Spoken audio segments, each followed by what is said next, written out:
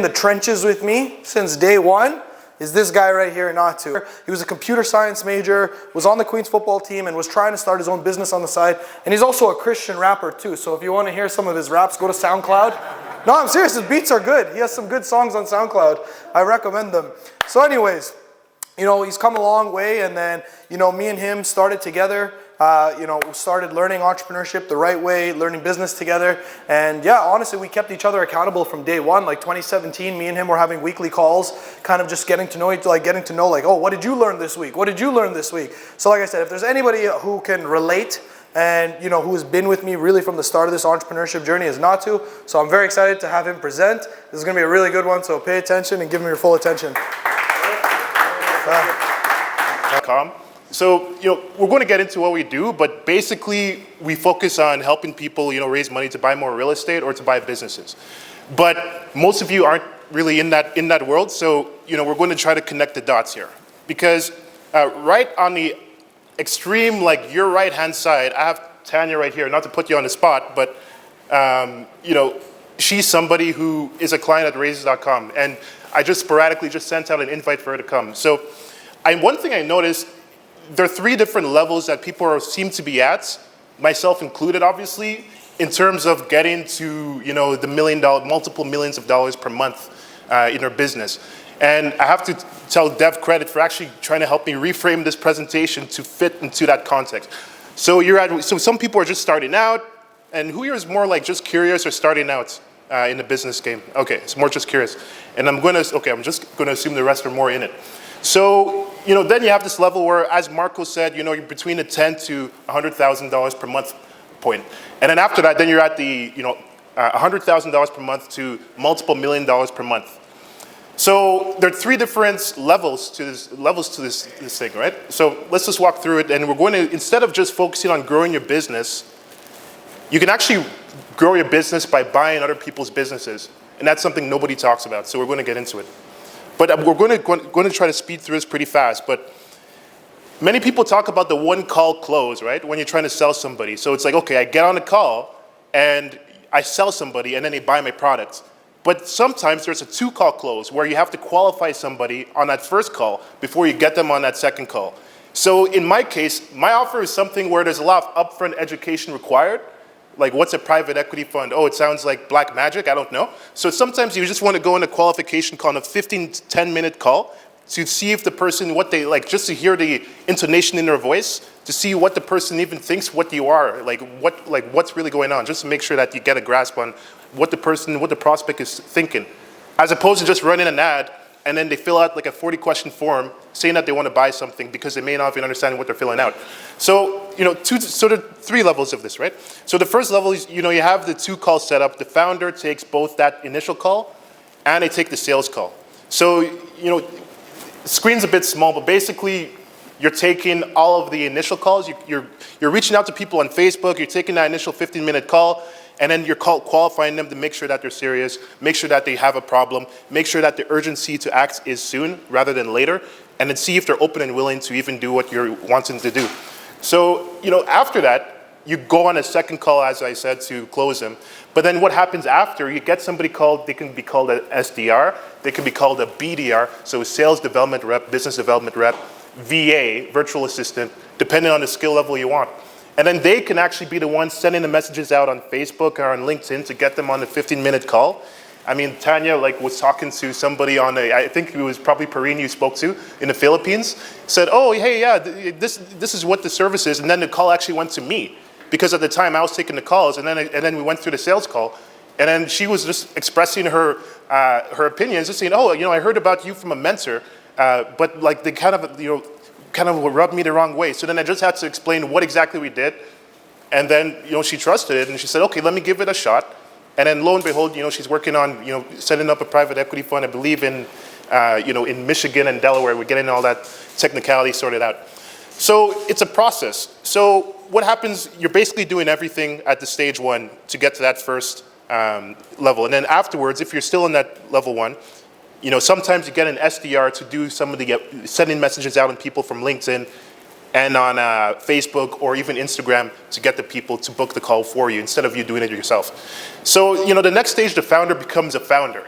So instead of you just doing everything yourself, and then you work with somebody who probably can't, probably somebody who's a super entry-level position, the skills aren't at the level that you want, then you start, I'm the last presenter, so now I can talk about others. So now you can start building an actual team like how Newton did. You can talk about actual people with actual real skills, that have been in the business. So you can use them to actually build a business that relies less on you and more on systems and processes. So, instead of you taking those 15-minute discovery calls, because even when I was on those calls, I was awkward as heck because, but some people trusted me, I don't know why, but we got, so after a certain level, you then get people to take the qualifying calls for you and to send the appointments out for you, and then finally, what you're doing, so at the very right, what you're doing is that you're getting somebody to take the sales calls for you and do the qualifying calls for you. So then all you're doing is you're managing the sales team, or you hire a sales manager to manage the sales reps underneath you. So that's the end point of that level 2, going up to roughly the 100K per month mark. So, again, what we're doing, we're getting the VAs that are sending out the messages, and then we're getting somebody with 100% US accents. They can actually be a virtual assistant that has 100% US accents that talks like me. There are some that exist like this, that's still, $5 per hour. And you can get them to take those 15-minute calls, and you can get either yourself or you can get a sales rep to take those second calls to work through the prospect. And then the last thing is that instead of you taking the sales calls or getting the sales rep to take the sales calls, you can get a team of sales people, ideally 3 or 2, because at that point, then you won't have to depend, because then you can't really depend on only one, because I was in the situation, I had to depend on one. And when something goes off, one time, a really good guy, but he had a concussion, and then I didn't do sales in 9 months. So, you're too vulnerable. So you want to get like at least 2 or 3 sales reps before you get a sales manager and you take yourself out of it so that you don't have to even think about sales. And you need to have the cash flow and traffic to pay for the ads or to hire the prospectors to get enough traffic to fill up the calendars of those sales reps. So you can see that you have to start first usually so that, as the other folks said before me, you don't want to get lazy, and you want to make sure that you know what you're doing before you delegate so you can quality control, as everyone said.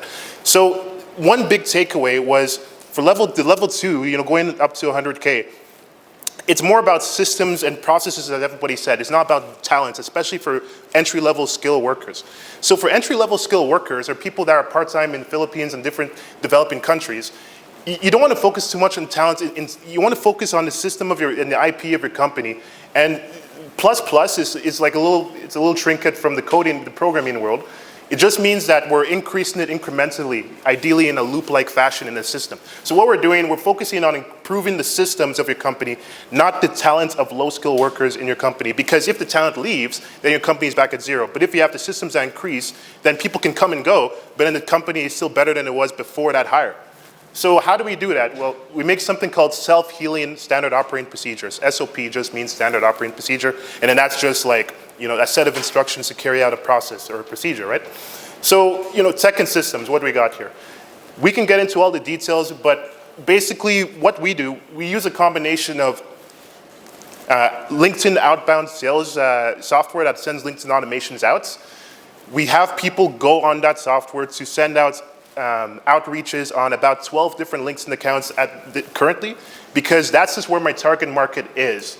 My target market doesn't seem to be as much on Instagram, although we did get some people from Instagram. You just want to see where your target market is. But for us, you can check out the tool. I'm actually not allowed to talk about it publicly, but just go to the link and then so raises.com/LinkedIn tool, and we'll actually just send you, so just go there and then we'll actually just send you the tool because, it's more of a referral thing and they don't want me to talk about it publicly.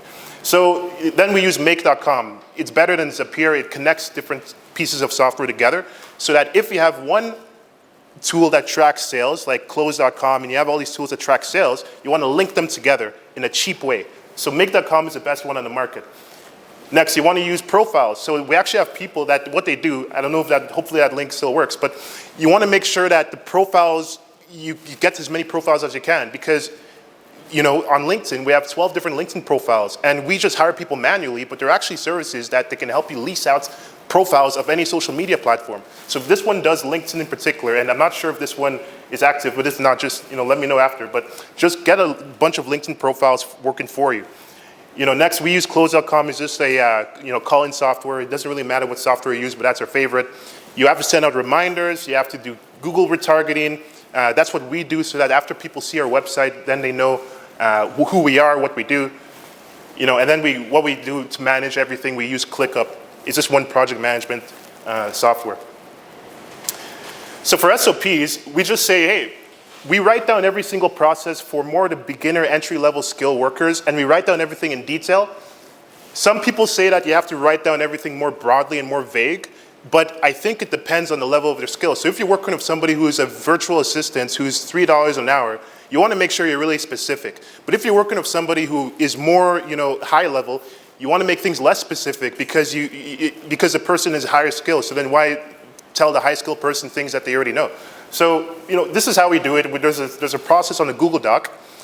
If the VA doesn't understand something, what we do is we say, hey, we're just going to, we tell them, and then we tell them to actually just update the Google Doc. So that's how the instructions are self-healing. If they don't know something, then we tell them to improve the instructions and then follow the instructions. So then for the call flow, what we do is that we answer outbound. So, what happens is some people, we hire some people that are virtual assistants that have perfect English, that talk like me, not with accents or dialects, but more perfect English, or part-time commission sales reps. So what we do is we outbound dial them and qualify them on that outbound dial in a 3 minute on average call if it goes through. And then it goes to the sales rep calendar, right? That's a 30-minute call. Or if you outbound dial them, there's like a list. If we outbound dial them and then they say that, oh, I'm busy, then we just say, oh, when are you free? And then we just book them for another 10-minute call. And then on that second 10-minute call, that's when they get qualified, because we didn't have time to qualify them. So it's like, hey, Joe, how's it going? It's like, oh, hey, I'm busy. It's okay, well, when works? And then they tell us when works. Sometimes it's just smoke because they're just scared and they want to run away, but sometimes it's actually people who are busy. So we rebook. And for the DMer, so somebody sends DMs and then we send the links, oh, would it make sense to book us at raises.com/10 so we can learn more about what you do? Okay, sure, yeah. And then they book, and then on that call, we qualify them as well. And then after that call, it goes to the sales call for 30 minutes. And here's just like an example of the processes that the appointment setters who are, in developing countries follow. We write everything down, we just name the process, like process AAAB, AAC, 1, 2, 3, whatever it is, and then they go to the Google Doc so that they're never asking questions. It's all in the Google Doc. It's self-healing. So just some more principles real quick is you want to make sure you run a $100 million brand at a $100 budget. So I'm in the financial industry and I'm telling people about raising millions of dollars. That's the only reason why I'm dressed up like this, because if I told people that I'm raising millions of dollars for you and then I had like a wife beater on, people would call it scream, scam, and run away. So, it's important, especially when you're doing outbound, because outbound seems to be more dependent on brand than anything else. Because if we're just a random person, send them a random calendar link talking about millions of dollars, they'll say, who are you? But because we say, oh, we have a 6-letter domain, and we have all these case studies, that's why people are able to come to us when we're doing outbound, and it reduces the skepticism. And so this is really important, especially for outbound. So I say buy big domains and profit, not revenue. Just general principles. Part-time is not a crime. And so, I had a call with a mentor. He was in Miami. A 24-year-old made like $200,000 per month. I used to think that you had to get somebody full-time or no time, because you're not like running a real business if you get people part-time. But it actually makes sense if you focus on specialization rather than just having people do a bunch of general tasks with full-time. Gino Wickman's book Traction talks about task specialization. You want to reduce generic wasted time. It's really profitable if you do this. And you want to make sure that, you're just efficient in your tech stack. I just realized that ClickUp can replace Slack, Help Scout, and all this. I didn't even know that you can send messages on ClickUp, for example.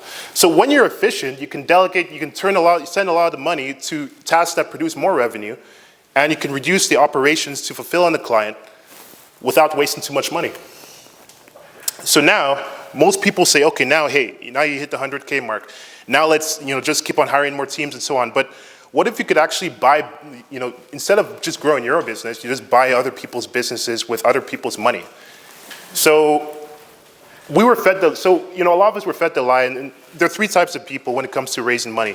Some people think you have to raise money from investors to grow your company. which I tried to do. I flew down to San Francisco and I pitched, and it didn't really work. You can talk to Sarim and Newton. Some people, what they try to do, they try to raise money for something that, they raise money for a big deal, and they don't even have a business of their own. They're not making money. So what happens is they work on raising money, and then they're not making money for themselves, and then they suffer. Or then some people, they try to raise money, or they try to grow their business, and then they don't realize that, hey, I can actually just raise millions of dollars to buy another business without using any of my own money and spending a lot of time doing it. They don't know that this is possible. So that's what we do, and real quick, really what we do, that's what we do for a living. Essentially we've been involved in millions of dollars of transactions in the equity markets. And, let's go forward. So really what we do is we prepare. So when somebody wants to buy a company, let's say somebody is a cannabis retailer, and then he knows that there are other cannabis retailers that are springing up. You can actually just buy a cannabis retailer. Like it's actually something that's potentially possible. So what somebody would need to do in that case, they would need to prepare to see if they can do it, see if it makes sense, and then they'll need to find a deal, then they'll need to raise money for the deal so that they can acquire it. So, Graham Stephan and, the big fellow there, the skeptical fellow that is always saying save money, save money. The name's actually escaped me even though he's super popular. Thank you so much. So, he always said that, hey, I think that the way that Graham Stephan is investing his money is brilliant, because he would say that, hey, the way I'm putting my money, is it stupid? I have 80% of my money in real estate and 20% in stocks or something like that. And then he said, no, it's not stupid, because my knowledge distribution is 80% in real estate and 20% in stocks. I don't know anything about stocks. So same way, it's you don't want to buy businesses or get involved in deals that you don't know anything about unless you build a team to do it. If not, you're going to probably be owned by somebody who knows much more than you. So it's probably best to do something that helps you and that is in your circle of competence. So, if you're a cannabis retailer and you want to, let's say you're $1 million per month and you want to go to $10 million per month by just buying another business, maybe you don't want to buy a business that's like a zoo. You want to buy a business that's a cannabis retailer or in a similar adjacent sector that you can offer cross-sell and upsell different services to. So, just come up with the criteria. Make sure that you have a strategic long-term 5 to 10-year plan. We're not just thinking about making $10,000 per month today. We believe that we can actually go far with our business, and we think in timelines of 10 years, 5 years, 25 years.